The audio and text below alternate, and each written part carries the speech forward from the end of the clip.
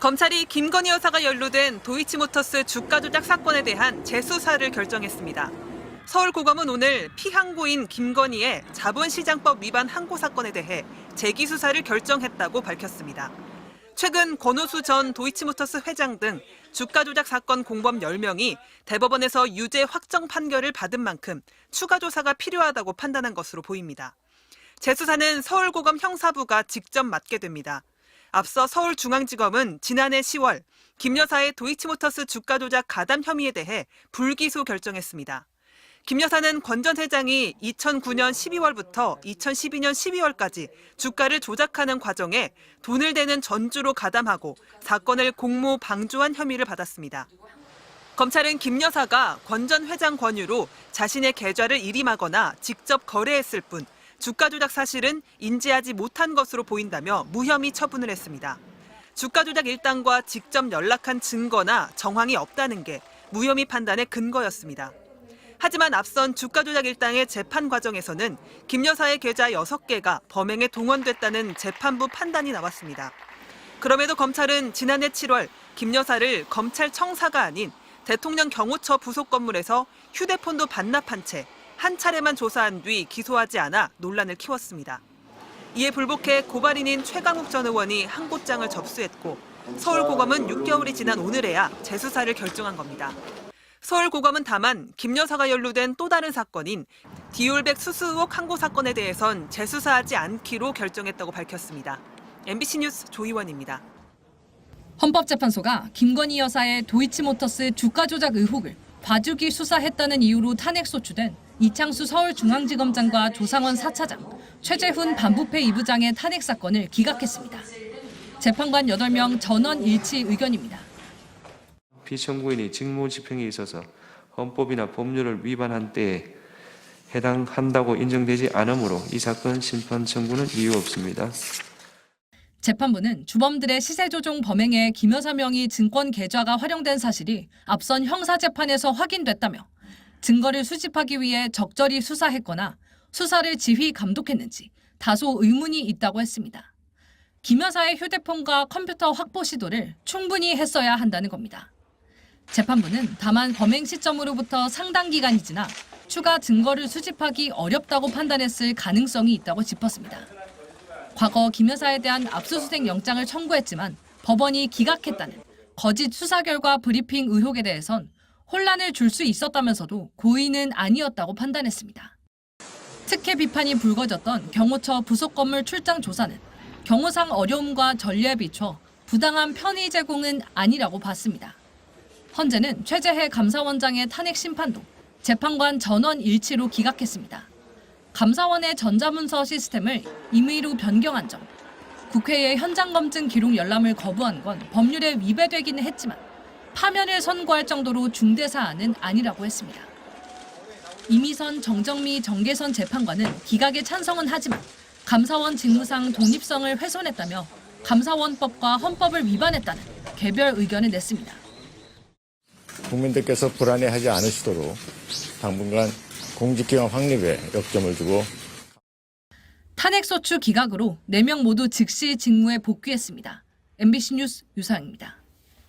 4년 넘게 김건희 여사의 도이치모터스 주가 조작 혐의를 수사해온 검찰이 결국 김 여사를 무혐의 처분하며 재판에 넘기지 않고 사건을 마무리 지었습니다. 서울중앙지검 반부패 수사 2부는 오늘 주가 조작에 가담한 혐의를 받는 피의자 김건희를 불기소 처분했다고 밝혔습니다.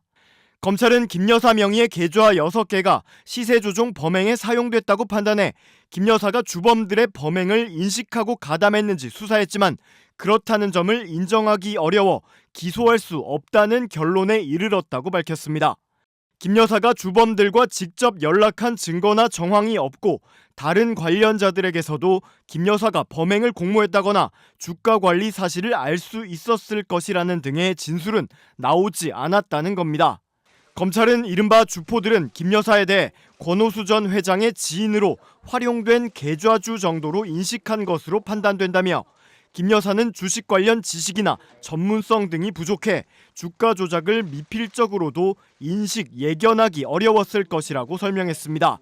또 다른 전주 손모 씨가 항소심에서 방조 혐의가 인정됐던 것과 관련해선 김 여사의 경우는 사정이 다르다며 손 씨는 직접 시세 조종 주문을 내기도 했고 주가 관리 사실을 알고 있었다는 문자 메시지 등 증거가 있다고 강조했습니다. 검찰은 주가 조작에 계좌가 동원된 김 여사의 어머니이자 윤 대통령의 장모 최은순 씨도 권오수 전 회장의 요청으로 자금이나 계좌를 제공했을 뿐이라며 함께 불기소 처분했다고 덧붙였습니다. 김 여사는 지난 7월 검사들이 경호처 부속 건물로 방문해 휴대전화를 반납하고 진행한 대면 조사에서 주가 조작이 있는지 몰랐고 자신의 판단으로 직접 거래했다는 취지로 진술하며 혐의를 부인한 걸로 알려졌습니다. 그러나 유죄로 인정된 주식 거래 102건 가운데 48건이 김 여사 계좌를 거쳐 이뤄졌고 법정에서 김 여사가 자신의 주식을 허락 없이 싸게 팔았다며 작전 세력 측에 항의했다는 증언이 나오는 등 김 여사 연루 의혹은 계속 제기돼 왔습니다. 그런데도 검찰이 수사심의조차 소집하지 않은 채 불기소 처분을 내린 것을 두고 야당의 특검법 재발의 등 후폭풍이 불가피할 것으로 보입니다. 김건희 여사가 어제 피의자 신분으로 검찰 조사를 받았습니다. 조사 장소는 검찰청사가 아니라 제3의 장소였습니다.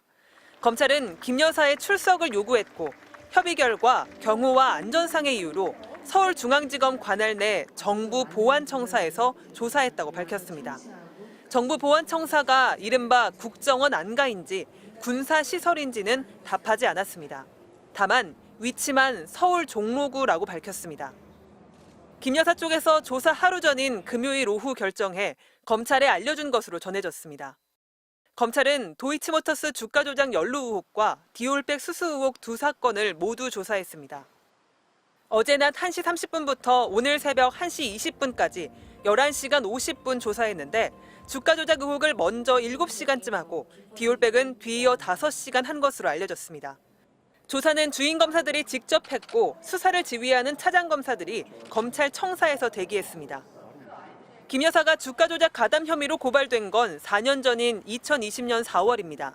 그동안 대면 조사는 한 차례도 없었습니다.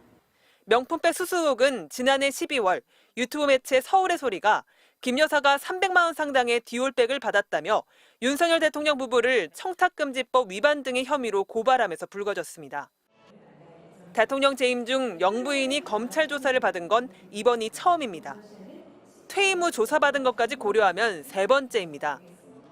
2004년에는 전두환 비자금과 관련해 이순자 여사가, 2009년에는 노무현 전 대통령 부인 권양숙 여사가 참고인으로 비공개 검찰 소환 조사를 받긴 했지만 모두 퇴임 후였습니다. 2012년에는 김윤옥 여사가 이명박 전 대통령 재임 중 내곡동 특검팀의 조사를 받았지만 서면 조사였습니다. 김건희 여사 조사와 관련해 대통령실 관계자는 수사 중 사안을 언급하는 건 적절치 않다며 김 여사 법률 대리인이 입장을 낼 거라고 했습니다. 김 여사의 대리인은 성실히 조사에 임해 사실 그대로 진술했다는 한 줄짜리 입장을 냈습니다. MBC 뉴스 조희원입니다.